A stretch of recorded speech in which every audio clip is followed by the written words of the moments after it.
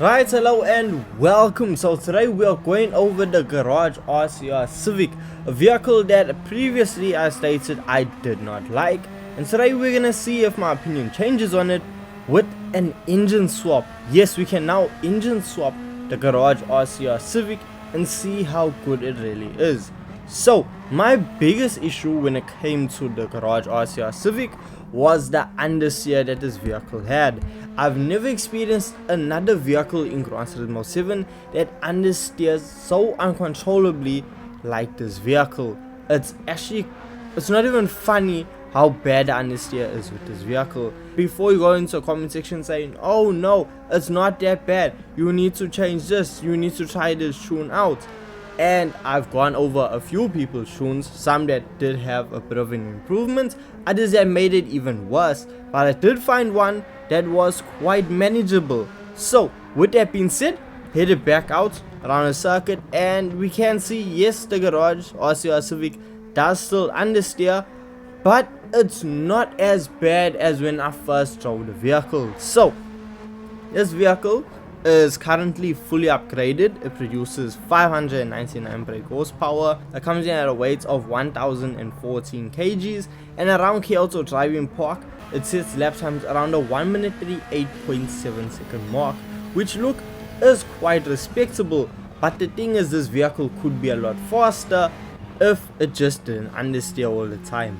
But with Gran Turismo 7 front wheel drive vehicles that have a lot of power mostly just lights up his front wheels and struggle to get around corners. So the minute you are able to really start nailing and understanding how to take corners the best you can in a vehicle like this, well, you're gonna start benefiting, because as I started spending more time in this vehicle, my lap times actually started improving, and that's how I ended up with my said 1.38.7. So now with the engine swap in Gran Turismo 7 for this RCR Civic, well, it's actually the engine out of the Group 2 NSX. So yes, that means it is going to be extremely powerful, and it's going to be great when it comes to fuel consumption, which we are going to look at a little bit later when we take it around the WTC 700 around Le Mans.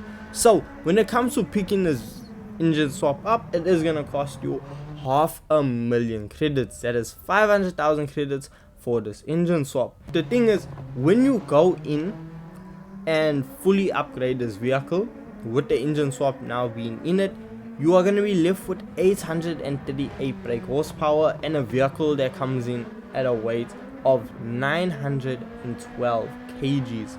Is 100 kgs lighter, and it produces more than 200 brake horsepower more. So you might be surprised to actually find out that this vehicle, my fastest lap time I was able to set was actually a 1 minute 39.4. Yes, with us adding power and taking weight out of it, somehow we set a slower lap time, and that's due to the fact of the entire time I was trying to set fast lap times, the front wheels were just lighting up. It was lighting up the front wheels. This is with racing soft tires, the grippiest tires you can get in Gran Turismo 7, and it absolutely just smokes tires when you want to come out of a corner. Understeer truly just plagues this vehicle, and it struggles when it comes to going around corners. But the thing is, you can bang out perfect corners every now and then, but more often than not, you're gonna end up with some understeer.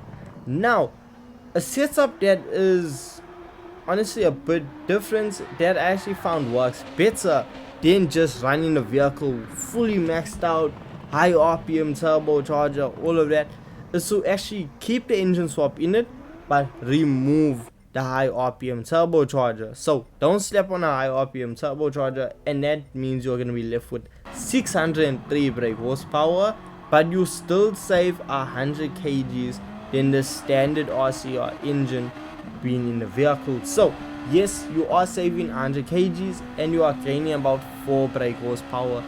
So horsepower, we don't really see that big of a change. The weight is a real determining factor.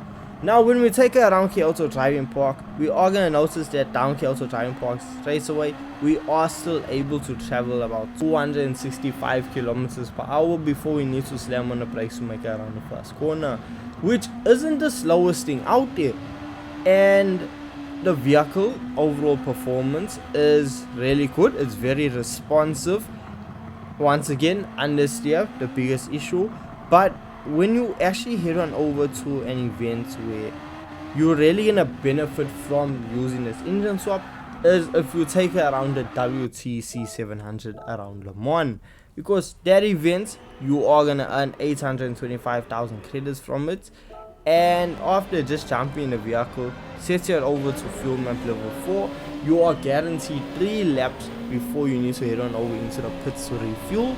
But the biggest issue is also now with it having understeer, with you having no traction on, it really eats through the front tires, but you are still able to get your 3 laps out of it, so it works out just perfect.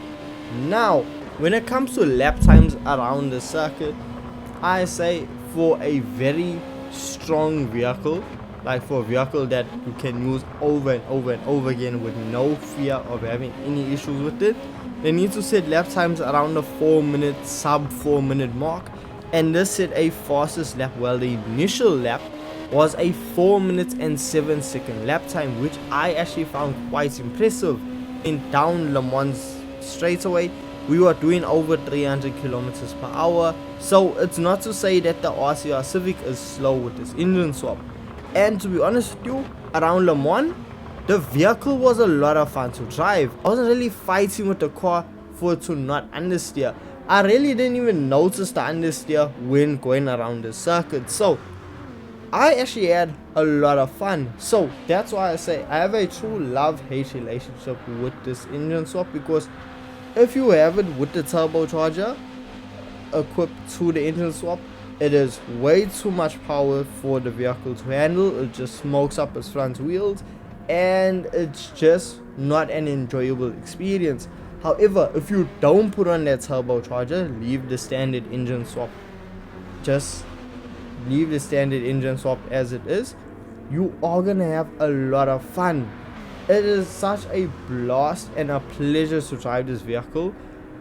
And yes, it does understeer now and then, but as I said, by the second lap you should be used to and understand, okay, I need to brake like this, I need to let off the accelerator, yeah, I need to do this, and you will be able to set really fast lap times. And look, the RCR Civic isn't the most expensive thing out there, costing 300,000 credits, engine swap 500,000, so you're in roughly under a million credits for this vehicle. Is it the best engine swap you'll ever experience? Absolutely not. But if you do want to see what my favorite engine swap is from update 1.42 in Gran Turismo 7, well, click the video on screen right now and I'll see you guys in the next video. Peace.